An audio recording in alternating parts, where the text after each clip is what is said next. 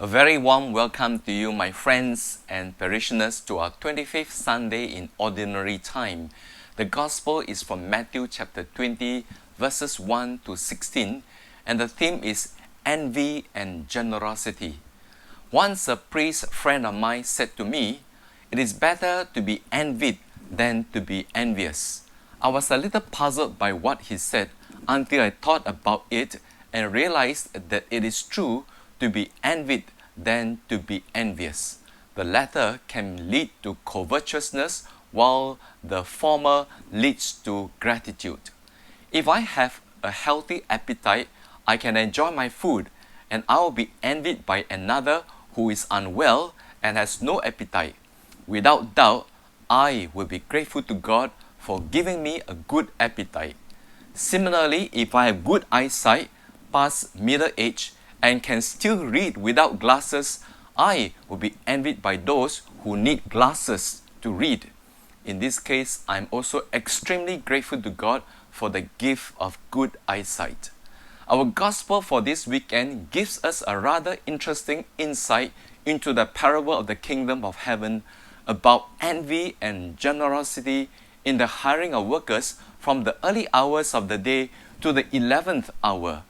When the day is done and the wages are to be paid, the first who got employed earlier in the day was given the same amount as the one who was hired last and who worked only for 1 hour. Naturally, the worker who came in first would instinctively think that he should be paid more since the last worker was given 1 denarius. But that was not the case. In Australian lingo, it's called fair dinkum, a term which attests to the truthfulness and fairness of the words of the landowner of the vineyard who hired the workers. "My friend, I am not being unjust to you. Did we not agree to 1 denarius? It is fair and square." The landowner honored his words, but had chosen to give more to the workers who came later. He is envied for his generosity and kindness in employing even those whom nobody else would want to employ because they were leftovers with defects and limitations. They were not chosen or taken or employable. In spite of this, the landowner did not discriminate against them. The first workers were envious of the landowner for his generosity, while the last leftover and unemployable workers were naturally filled with gratitude at their good fortune. In this parable, we are given a glimpse of the goodness of God and His generosity towards all, especially those who are the poor, the unwanted, the undeserving, and those who are the leftovers in society. God is telling us that these people are His people as well, and we should not look down on them or treat them with disdain or with discrimination. They are loved by God, who is a fair, generous, and merciful God.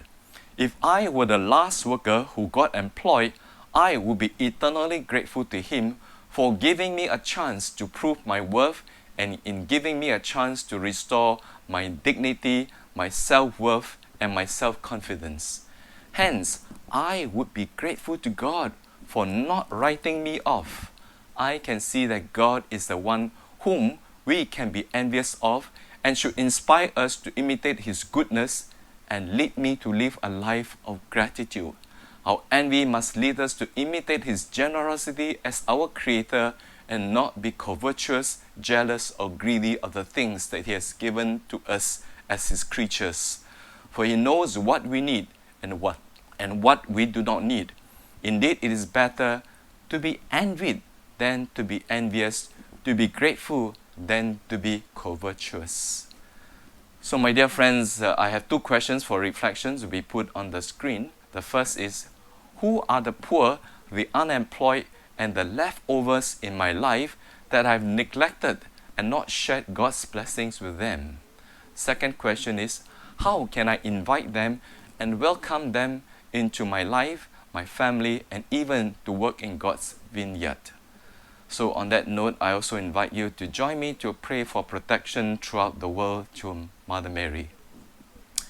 And so together, O Mary, you shine continuously on our journey as a sign of salvation and hope. We entrust ourselves to you, health of the sick. At the foot of the cross, you participated in Jesus' pain with steadfast faith. You, salvation of the Roman people and of the whole world, know what we need.